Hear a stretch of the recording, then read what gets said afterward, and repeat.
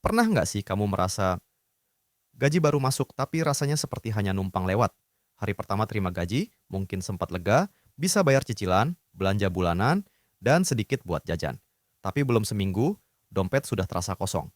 Lalu muncul rasa cemas. Ini gaji cukup nggak ya sampai akhir bulan? Saya yakin banyak dari kita yang mengalami hal ini. Apalagi di Indonesia sekarang, harga kebutuhan pokok naik terus.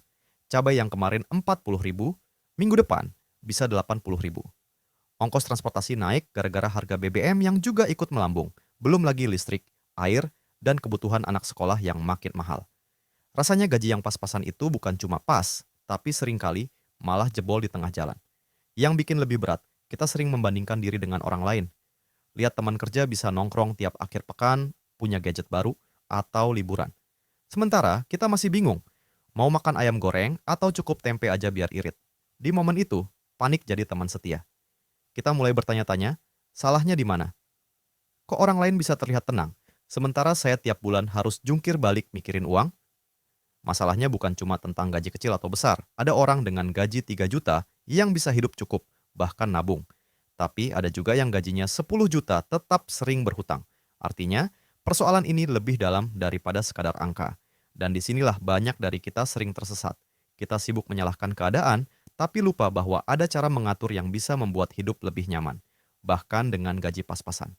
Jadi, video ini bukan sekadar bicara teori atau tips kaku soal keuangan. Kita akan ngobrol dari hati ke hati tentang bagaimana mengatur gaji pas-pasan supaya nggak selalu panik, nggak selalu merasa kalah, tapi justru bisa menemukan ketenangan dan keseimbangan dalam hidup sehari-hari. Saya mau cerita sesuatu yang mungkin juga kamu alami. Dulu, waktu pertama kali kerja dengan gaji UMR, sekitar 2,7 juta per bulan, rasanya dunia ini sempit sekali. Bayangkan, dari jumlah itu, hampir setengahnya langsung habis buat bayar kos dan ongkos transportasi. Sisanya harus cukup untuk makan, kebutuhan sehari-hari, kadang bantu keluarga di kampung, dan entah bagaimana, masih ada keinginan buat menabung. Awalnya, saya sering panik. Baru seminggu, gaji sudah menipis. Saya sampai hafal momen di mana uang di dompet tinggal 50.000, tapi masih harus bertahan 10 hari ke depan. Di situ rasanya seperti hidup dalam tekanan yang nggak ada habisnya. Saya iri melihat teman-teman yang seolah santai saja. Mereka bisa nongkrong di kafe, beli sepatu baru, atau jalan-jalan keluar kota. Sementara saya sering berpikir keras, mau makan mie instan hari ini atau masih bisa bertahan dengan nasi kucing. Pernah juga ada masa di mana listrik kosan mati gara-gara token habis, padahal uang sudah menipis. Malam itu saya duduk di kamar gelap dan untuk pertama kalinya saya menangis karena merasa gagal mengatur hidup sendiri. Saya pikir waktu itu, kalau kondisi ini terus berulang, saya akan hidup dalam lingkaran panik selamanya. Tapi, momen gelap itu jadi titik balik. Saya mulai bertanya pada diri sendiri, apakah benar masalah saya hanya karena gaji kecil? Atau sebenarnya saya belum bisa mengatur diri? Dari situ, saya mulai mencoba hal sederhana, menulis setiap pengeluaran. Awalnya terasa kaku, tapi perlahan saya sadar. Banyak uang bocor di hal-hal kecil yang saya anggap sepele. Jajan kopi sachet tiap hari, rokok sebungkus seminggu, beli pulsa karena tergoda paket internet promo yang sebenarnya boros. Kalau di total, lumayan besar juga. Saya juga ingat bagaimana rasanya saat pertama kali berhasil menyisihkan 100.000 untuk ditabung. Jumlahnya memang kecil, tapi ada rasa percaya diri yang tumbuh. Ternyata saya masih bisa punya kendali, meskipun gaji pas-pasan. Dari situ, sedikit demi sedikit, hidup saya jadi terasa lebih ringan. Panik itu mulai berkurang, berganti dengan perasaan bahwa saya bisa belajar, bisa tumbuh, meski dengan kondisi terbatas. Yang paling penting, saya belajar berdamai dengan kenyataan. Hidup di Indonesia memang tidak mudah. Harga naik, pajak naik, dan gaji sering stagnan. Tapi saya sadar, kalau terus terjebak pada keluhan, saya hanya akan semakin tenggelam. Saya harus mulai mengubah cara pandang. Dan perubahan itu dimulai bukan dari angka di slip gaji, tapi dari cara saya memperlakukan uang, dan juga cara saya memperlakukan diri sendiri. Dari pengalaman itu, saya belajar satu hal besar. Kamu bisa tetap hidup nyaman dengan gaji pas-pasan, asal tahu cara mengaturnya. Dan inilah yang ingin saya bagikan di segmen berikutnya, insight yang saya temukan, yang bisa juga kamu terapkan dalam hidupmu sendiri. Dari perjalanan itu, saya akhirnya sampai pada satu kesimpulan sederhana tapi dalam. Hidup nyaman bukan soal berapa besar gajimu, tapi bagaimana kamu mengatur dan memberi makna pada setiap rupiah yang kamu terima. Saya menyadari bahwa gaji pas-pasan tetap bisa membuat hidup kita tenang, asalkan ada tiga hal yang kita pahami: prioritas, disiplin, dan makna. Pertama, prioritas. Di Indonesia, gaji sering terasa kecil karena kita ingin memuaskan semua keinginan sekaligus. Kita ingin makan enak, punya pakaian bagus, ikut arisan, nongkrong sama teman, dan tetap bisa nabung. Tapi kenyataannya, gaji pas-pasan nggak bisa menanggung semua itu. Saya akhirnya belajar membuat daftar prioritas. Kebutuhan pokok dulu, lalu kewajiban, baru sisanya untuk hiburan. Misalnya, saat terima gaji, saya langsung sisihkan untuk kos, makan pokok, transportasi, dan sedikit untuk tabungan darurat. Saya nggak menunggu sampai akhir bulan untuk menabung, karena biasanya uang sudah habis duluan. Prinsipnya sederhana, bayar diri sendiri dulu sebelum membayar orang lain. Bahkan meski hanya Rp50.000, itu tetap lebih baik daripada nol. Kedua, disiplin. Mengatur gaji bukan soal sekali dua kali, ini soal konsistensi. Di awal, memang terasa mengekang. Saya pernah merasa hidup terlalu kaku karena harus menghitung setiap pengeluaran. Tapi lama-lama, disiplin itu justru membuat pikiran saya lebih bebas. Saya tahu mana yang boleh saya belanjakan, mana yang harus saya tahan. Contohnya, kalau belanja di pasar, saya sudah bawa catatan. Beras sekian, sayur sekian, lauk sekian. Kalau ada sisa uang, barulah bisa dipakai untuk jajan. Dengan cara ini, saya bisa menghindari kebocoran uang karena godaan diskon dadakan atau belanja yang sebenarnya nggak perlu. Ketiga, makna. Ini yang sering kita lupakan. Uang bukan hanya alat tukar, tapi juga punya makna dalam hidup kita. Kalau kita memberi makna bahwa uang hanya untuk gaya hidup, maka sebesar apapun gaji akan selalu kurang. Tapi kalau kita memberi makna bahwa uang adalah alat untuk menjaga ketenangan, membantu keluarga, dan menata masa depan, maka kita akan lebih bijak menggunakannya. Saya ingat seorang teman yang gajinya hampir sama dengan saya, tapi dia memilih tinggal lebih sederhana, nggak banyak nongkrong, dan lebih suka menyisihkan uangnya untuk membantu orang tuanya di desa. Hidupnya terlihat lebih ringan. Kenapa? Karena uang yang dia gunakan punya makna, bukan sekadar habis untuk kesenangan sesaat, tapi untuk sesuatu yang membuat hatinya tenang. Kalau kita kaitkan dengan kondisi Indonesia sekarang, harga-harga naik, pemerintah sering menaikkan BBM atau pajak, dan kebutuhan pokok makin mahal, maka kunci agar tidak tenggelam adalah menata ulang prioritas kita. Kita mungkin nggak bisa mengendalikan kebijakan pemerintah, tapi kita masih bisa mengendalikan cara kita menggunakan uang. Misalnya, daripada terus panik karena harga beras naik, kita bisa mencari alternatif. Beli beras dalam jumlah lebih besar supaya lebih murah, atau belajar masak sederhana agar tidak boros jajan di luar. Ini bukan soal pelit, tapi soal strategi bertahan. Jadi, inti dari konsep ini adalah berdamailah dengan gaji pas-pasan. Jangan memaksa hidup di atas kemampuan. Fokuslah pada prioritas, biasakan disiplin, dan berikan makna pada setiap rupiah yang keluar. Dengan begitu, meskipun dunia di luar terasa keras, hati kita bisa tetap tenang. Dan percaya atau tidak, orang yang mampu hidup nyaman dengan gaji pas-pasan biasanya lebih siap saat rezekinya bertambah besar. Karena mereka sudah terbiasa mengatur, mereka nggak akan kaget, apalagi boros.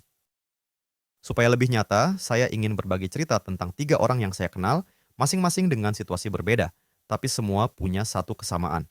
Gaji pas-pasan, tapi mampu hidup nyaman karena strategi yang tepat. Tokoh pertama, Dika, pegawai kantoran di Jakarta. Dika bekerja di sebuah perusahaan swasta dengan gaji 4 juta per bulan. Terlihat cukup, tapi kenyataannya, kebutuhan kos, transportasi, dan makan sehari-hari langsung memakan hampir seluruh gaji.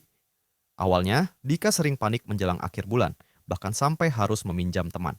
Namun, suatu hari dia mencoba cara sederhana, membuat catatan pengeluaran harian dan menyiapkan amplop anggaran. Setiap kali gaji masuk, dia langsung membagi ke dalam beberapa amplop, kebutuhan pokok, transportasi, cicilan, hiburan, dan tabungan darurat. Dengan metode ini, Dika bisa melihat jelas uangnya habis kemana dan lebih mudah menahan diri dari pengeluaran yang nggak perlu. Sekarang, meski gaji pas-pasan, Dika merasa lebih tenang. Bahkan ia bisa menyisihkan sebagian untuk investasi kecil-kecilan, seperti reksadana. Tokoh kedua, Sari, ibu rumah tangga di Bandung. Sari dan suaminya punya total penghasilan sekitar 6 juta per bulan. Di satu sisi, angka itu lumayan, tapi mereka harus menanggung cicilan rumah, biaya sekolah anak, dan kebutuhan sehari-hari, yang juga naik terus. Awalnya, Sari sering stres, apalagi ketika harga sembako naik mendadak. Sari mulai belajar membeli kebutuhan pokok dalam jumlah lebih besar dan lebih murah, mengikuti promo yang benar-benar diperlukan, dan membuat menu masakan hemat tapi bergizi untuk keluarganya. Dia juga melibatkan anak-anaknya untuk ikut menghitung pengeluaran, sehingga mereka belajar mengelola uang sejak dini. Dengan cara ini, keluarga Sari bisa hidup nyaman, tanpa harus menunggu gaji habis dulu, dan stres berkurang drastis. Tokoh ketiga, Budi, freelancer di Yogyakarta. Budi pekerjaannya nggak tetap, kadang penghasilan naik turun. Di awal, Budi sering panik saat penghasilan menurun. Dia merasa hidupnya nggak stabil, selalu cemas soal kebutuhan pokok dan cicilan motor. Yang mengubah semuanya adalah mindset dan strategi tabungannya. Budi mulai membagi penghasilan menjadi dua. Sebagian untuk kebutuhan hidup sehari-hari, sebagian lagi untuk dana darurat. Ia juga belajar membuat target kecil. Misalnya, hari ini cukup makan hemat tapi sehat, minggu ini cukup untuk transportasi, dan sisanya disimpan. Dengan strategi ini, bahkan saat penghasilannya menurun, Budi tetap merasa aman dan tidak panik. Ia menemukan keseimbangan karena hidupnya terencana, meskipun tak pasti. Dari ketiga cerita ini, ada satu benang merah. Bukan gaji yang menentukan kenyamanan hidup, tapi cara kita mengelolanya. Orang-orang ini berbeda latar, pekerjaan, dan kondisi ekonomi keluarga, tapi mereka menemukan titik tenang dengan 1. Menentukan prioritas, 2. Mendisiplinkan diri, dan 3. Memberi makna pada setiap rupiah yang keluar. Ini adalah contoh nyata bahwa di tengah harga-harga yang naik, pajak dan BBM yang tak selalu bersahabat dengan kantong rakyat, kita masih bisa menemukan jalan untuk hidup nyaman. Kuncinya bukan mengeluh terus, tapi mencari cara kreatif untuk bertahan dan tetap menjaga keseimbangan hidup. Sekarang, mari kita berhenti sejenak dan merenung bersama. Saya ingin mengajak kamu untuk melihat situasimu sendiri, bukan dari luar, tapi dari hati. Pertama, tanyakan pada diri sendiri. Apakah aku benar-benar mengatur uangku atau hanya mengikuti arus? Banyak dari kita yang merasa gaji pas-pasan itu masalah besar, tapi sebenarnya masalahnya ada pada kebiasaan kita. Apakah kita sudah mencatat pengeluaran? Apakah kita sudah menentukan prioritas? Atau hanya menghabiskan apapun yang tersisa tanpa rencana? Kedua, renungkan. Apa makna uang bagiku? Apakah uang hanya untuk membeli barang dan memuaskan keinginan sesaat? Ataukah bisa menjadi alat untuk menenangkan hati, membantu keluarga, dan menyiapkan masa depan? Memberi makna pada uang adalah salah satu kunci agar hidup nyaman meski penghasilan terbatas. Ketiga, pikirkan tentang pilihan hidup yang kita buat sehari-hari. Misalnya, ketika harga beras naik atau BBM naik, apakah kita panik dan mengeluh? Atau mencari cara kreatif untuk tetap memenuhi kebutuhan tanpa stres? Hidup di Indonesia memang menantang, tapi di setiap tantangan ada peluang untuk belajar dan menata hidup lebih bijak. Bayangkan, jika kamu mulai menata keuangan dengan sadar. Misalnya, setiap gaji masuk, kamu langsung pisahkan untuk kebutuhan pokok, kewajiban, dan tabungan darurat. Lalu, sisanya digunakan dengan penuh kesadaran, bukan impuls sesaat. Bagaimana rasanya jika setiap bulan, meski gaji pas-pasan, kamu tidak lagi panik menjelang akhir bulan? Kamu mulai merasakan ketenangan, kendali, dan percaya diri. Refleksi ini bukan sekadar teori. Ini soal mengambil kendali atas hidupmu sendiri. Kita tidak bisa mengontrol harga-harga, kenaikan pajak, atau keadaan ekonomi secara keseluruhan. Tapi kita bisa mengontrol cara kita merespons, cara kita mengatur uang, dan cara kita menjaga keseimbangan hidup. Pertanyaan terakhir untuk direnungkan. Apakah aku mau terus hidup dalam ketakutan setiap bulan, atau mau belajar cara mengatur gaji pas-pasan, sehingga hidup terasa lebih ringan? Memilih untuk belajar, menata, dan memberi makna pada uang adalah langkah kecil yang efeknya bisa terasa besar dalam kehidupan sehari-hari. Ingat, hidup nyaman tidak harus menunggu gaji besar. Hidup nyaman dimulai dari kesadaran, disiplin, dan makna yang kita ciptakan sendiri, meski dalam kondisi ekonomi yang sulit.